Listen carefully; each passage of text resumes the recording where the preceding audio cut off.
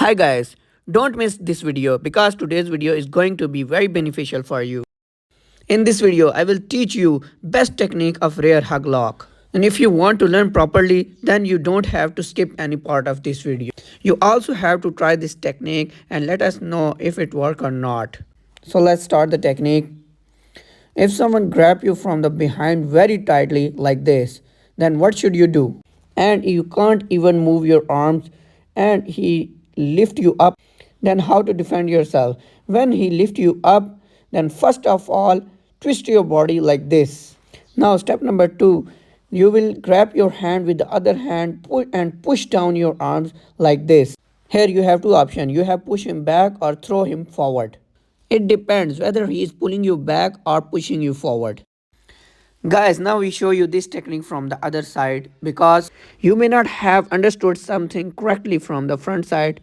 So we show you from this side. Okay, let's start. When he grab you like this very tightly and when he lift you up like this, then twist your body and grab your hand with the other hand and pull your arm down like this, then throw him forward as you can see, and you can also punch on it. Guys, now we will show you this technique fast motion, how it will work.